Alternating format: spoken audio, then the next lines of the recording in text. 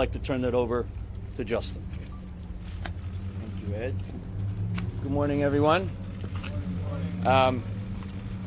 So I don't know how many of you were in the courtroom and heard what I had to say in the courtroom, but I'll reiterate that and say this to you. Many of you have probably been covering me for a lot of my life, and as you may know, I try to hold myself to a very high standard for myself, and this was not that. This was not that. I found myself in a position where I could have made a different decision, but I've had some time to reflect on that, and I also understand by the fact that all of you are here, that I have a platform, you have a platform, we share that platform. And so what I'd like to say to everyone watching and listening, even if you've had one drink, don't get behind the wheel of a car. There's so many alternatives. Call a friend. Take an Uber. There's many travel apps. Still, take a taxi. This is a mistake that I made, but I'm hoping that whoever's watching and listening right now can learn from this mistake. I know that I certainly have. And like I said, even one drink, don't get behind the wheel of a car. I also said this in the courtroom before, but I grew up in a small town, so I can appreciate and understand the strain or unique nature that this must have been on the people of Sag Harbor. But I just want to say to everyone who's been involved, from everyone in the courtroom to everyone outside, including the police department, that I'm very grateful, and I thank them. And I guess in closing, I'd like to say we can all be more safe out there, and I'm going to do my part. I hope that everyone else does their part. And thank you very much. Justin, what charity will you be working with? Happy with this outcome? What charity will you be working with?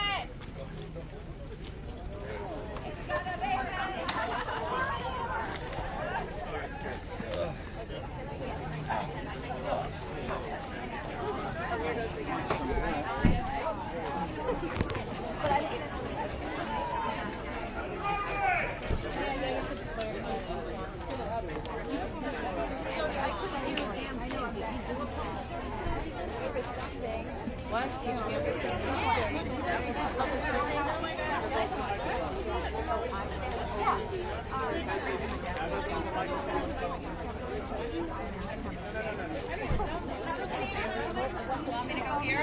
Yeah. Jimmy, let's roll in Elisa.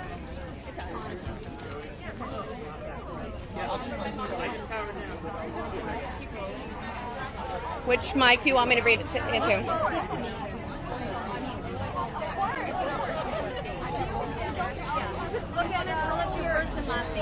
My name is Elisa McMorris, ALISA MCMORRIS.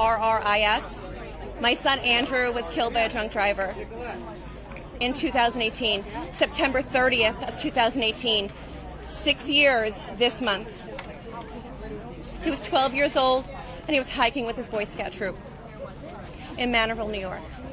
So what do you think about the fact that this was an additionally plea deal where it was going to be a lesser charge, a DWAI, which is driving while impaired? Yes, so it's going to be a violation. I'm sure you know all about it. And then there's going to be a license suspension as a fine and a PSA. The judge was not happy with that, and he imposed 25 hours of community service. What do you think of that? I want you to know that this judge made me happy. He understood the gravity of the situation.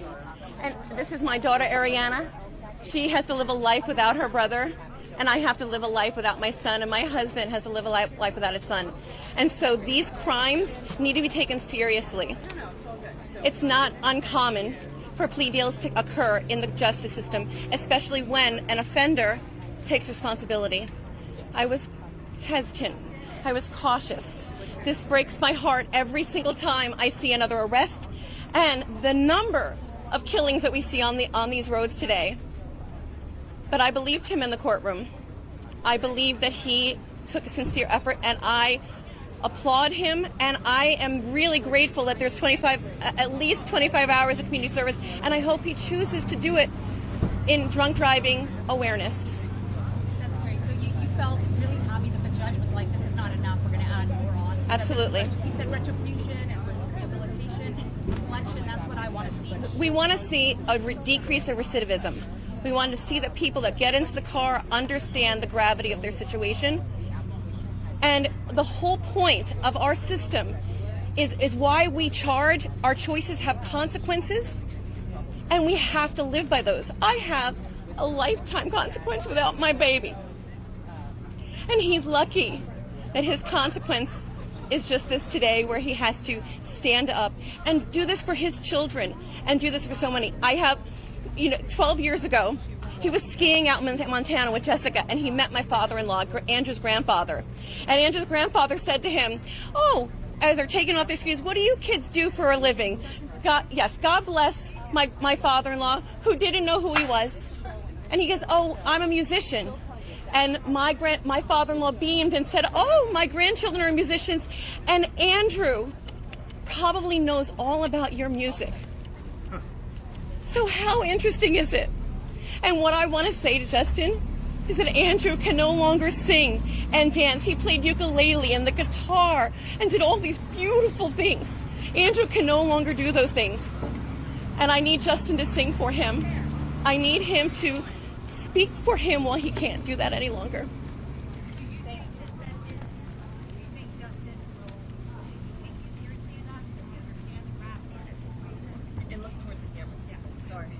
I'd like to believe that what I heard in that courtroom touched my heart. And only time will tell to see if he'll make an announcement at his concerts and ask people to get home safely. If he will do the things that you need to do to make a change. So I didn't know what he would say. I didn't know if he would take responsibility. Do you feel it was sincere? Excuse me? Do you feel he was sincere? I do feel he was sincere.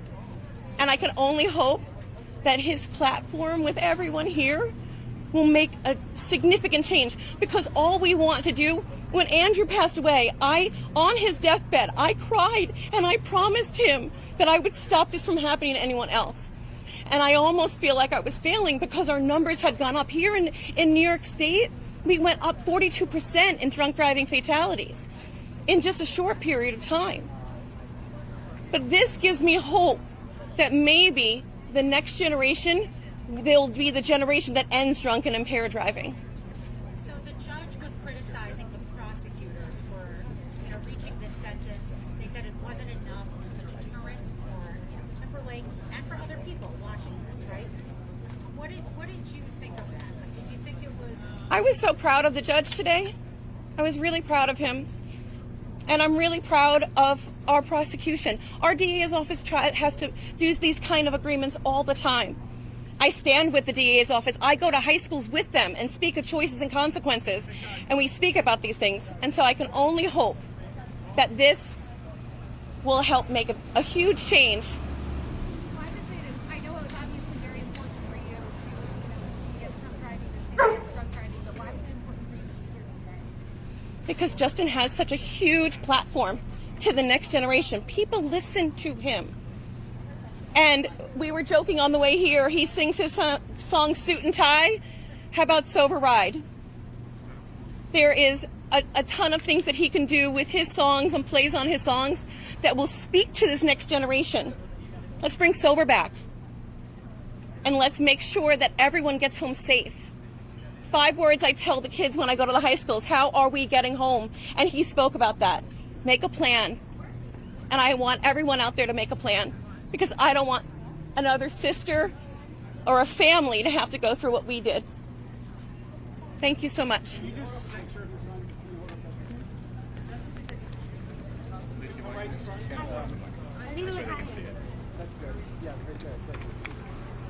you like a card? Mariana, come on over. Alisa McMorris, ALISA McMorris. We started the foundation, the Andrew McMorris Foundation, and my son. We started it on the day after he passed to make a change, to stand by our law enforcement for the arrests that they have to make, to keep our roads safer, to save this from ever happening to any other family.